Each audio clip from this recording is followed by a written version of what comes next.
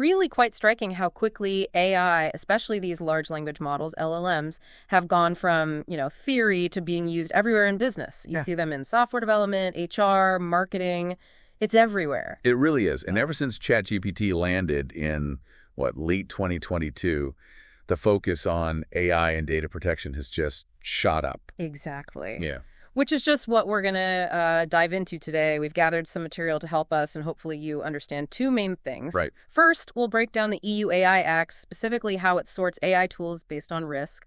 And second, we'll look at data privacy, especially for European companies using generative AI, under GDPR. And we'll also touch on some, let's say, best practices for picking and using LLM providers based on what our sources say. Yeah, the idea is to kind of cut through the complexity, give you the essentials without getting totally overwhelmed. Exactly. We want to provide a clear path through this regulatory maze. So the info we're drawing on comes mainly from two places. One called Demystifying the EU AI Act, which explains those risk levels, and another, Understanding Generative AI, that really focuses on the data privacy angle for EU companies using LLMs. And this stuff is, it's pretty crucial for anyone working with AI in the EU. Right. Whether you're actually building AI or just using AI tools in your business. Or even if you're just curious about how this fast-moving tech is being regulated over there, this should give you a solid overview.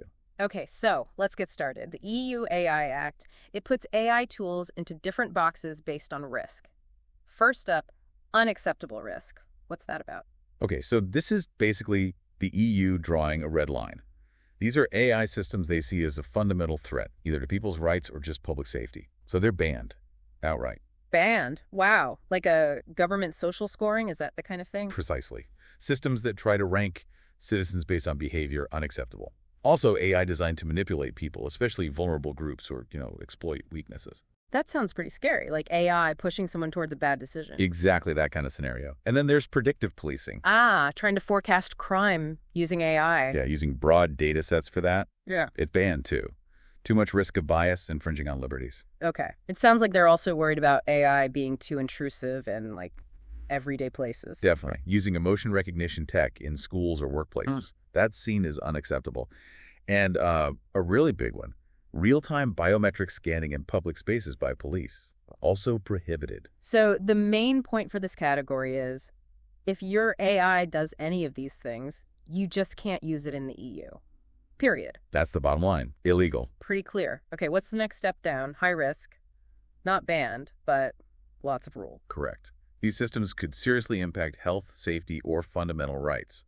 So, yeah, not banned, but they face really strict regulation. And this covers quite a range, right? Like AI and healthcare diagnostics, treatment suggestions. Exactly. Huge potential impact on patients, so it's high risk. Yep. Same goes for autonomous vehicles, self-driving cars, aviation AI, obvious safety implications. Makes sense. What else? Education? Hiring? Yes, things like automated exam scoring or systems that screen job applicants, those decisions really shape people's futures. For sure. They have a massive impact. Any other examples jump out?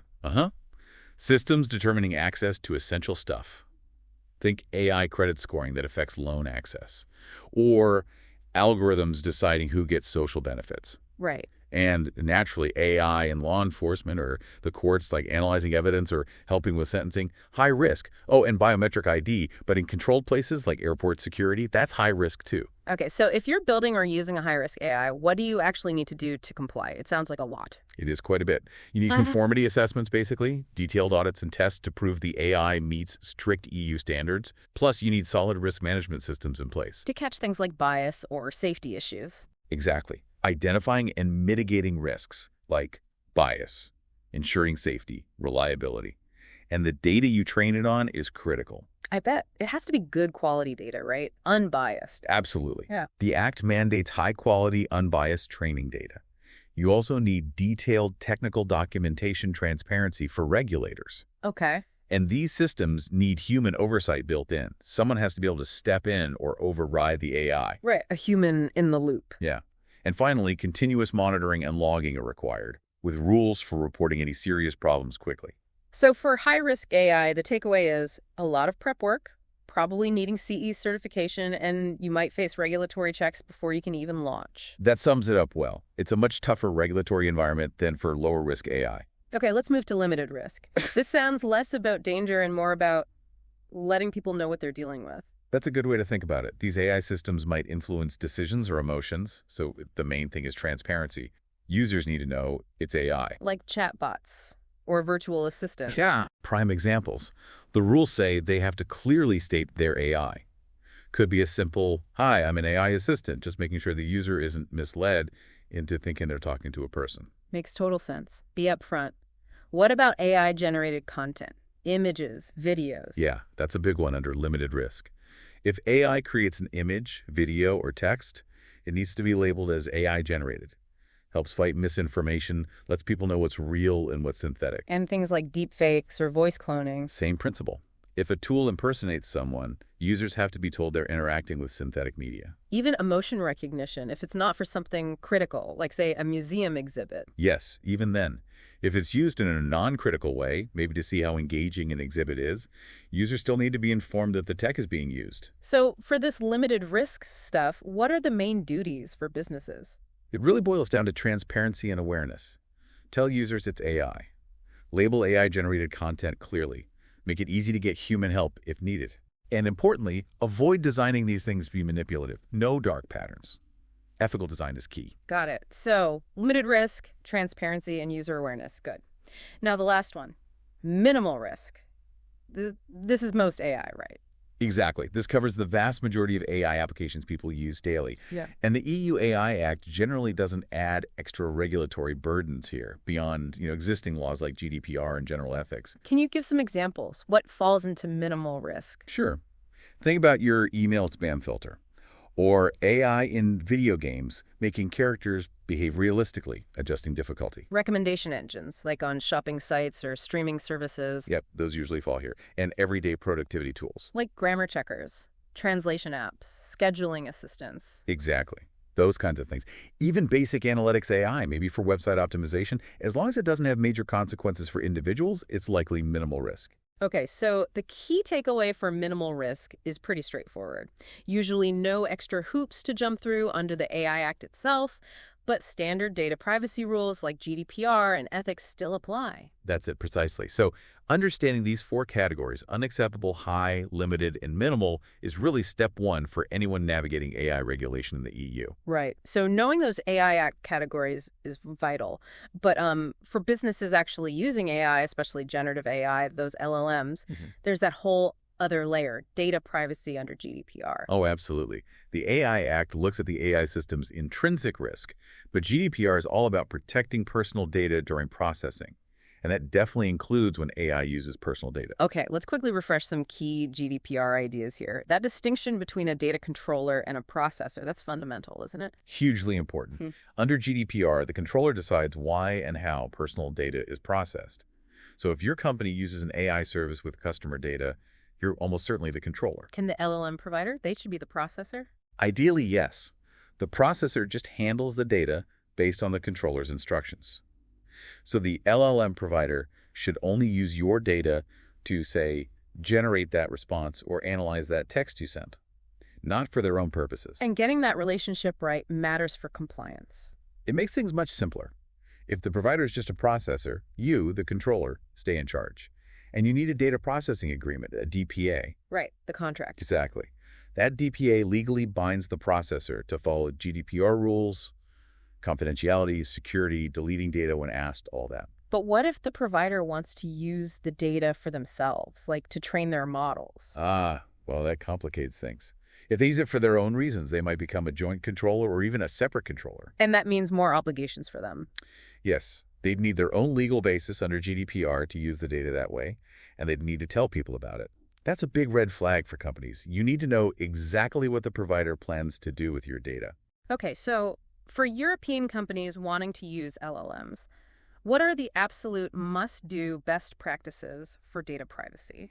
First off, you have to scrutinize the provider's data use policy. Really dig into it.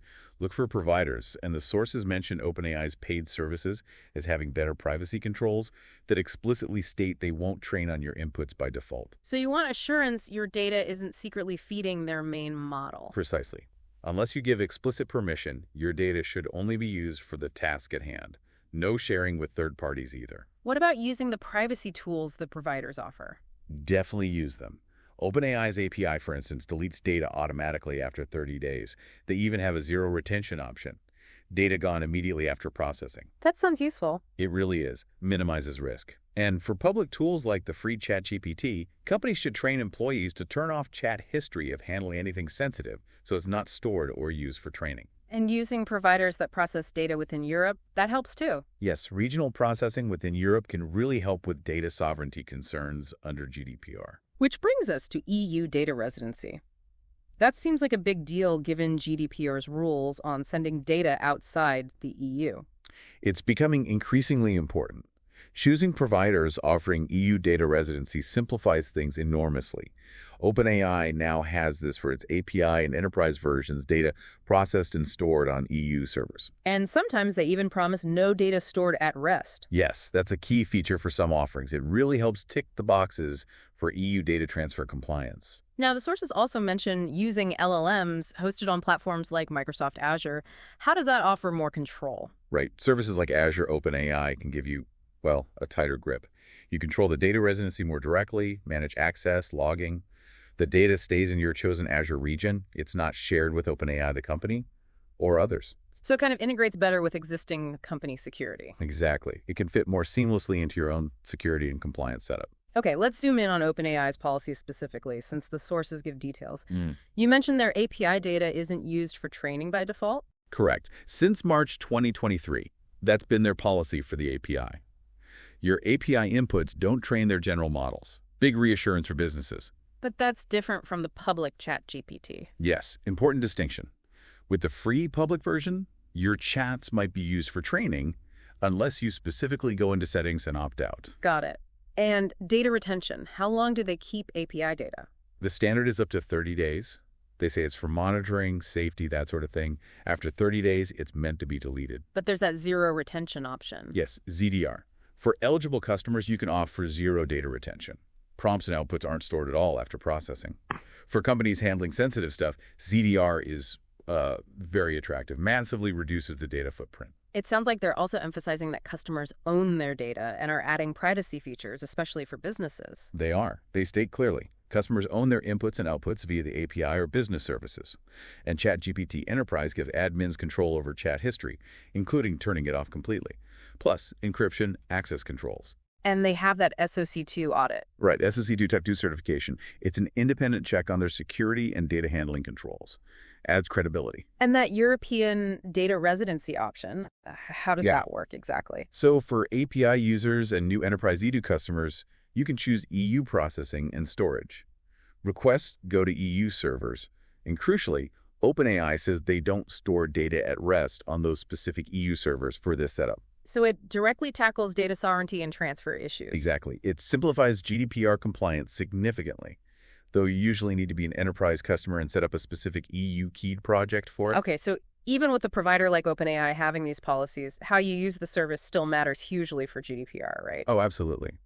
Let's talk settings. Data logging and retention. That 30-day default might be fine sometimes, but if you're handling personal data, you should really look into that zero data retention ZDR option. Because ZDR cuts down risk. Massively. Less data lying around means less risk if there's a breach, and it just makes GDPR compliance easier. And opting out of data use for training, that's always a good idea to double check. Always. It's default for OpenAI's API now, but check any provider's policy carefully. Some might make you actively opt out. An internal company policy is key too. Definitely. If staff use public tools like ChatGPT, you need a clear rule. Disable history, use privacy modes for sensitive info. The sources also stressed using EU region endpoints if available. Why is that so important for GDPR? Right. If your provider has EU endpoints, use them. For OpenAI's API, point your app to the European URL if you have EU residency enabled. And that helps avoid data transfer headaches. Potentially, yes. It can simplify things, maybe avoid needing complex transfer impact assessments or standard contractual clauses because the data stays within the EU, plus often lower latency for European users. Good point. And check where fine-tuning data goes too. Interestingly, OpenAI says if you have an EU project but accidentally use a non-EU endpoint, the request just fails. They enforce it. And finally, that basic GDPR principle, data minimization. How does that apply to writing prompts for LLMs? It's critical. Only send the absolute minimum personal data needed for the task.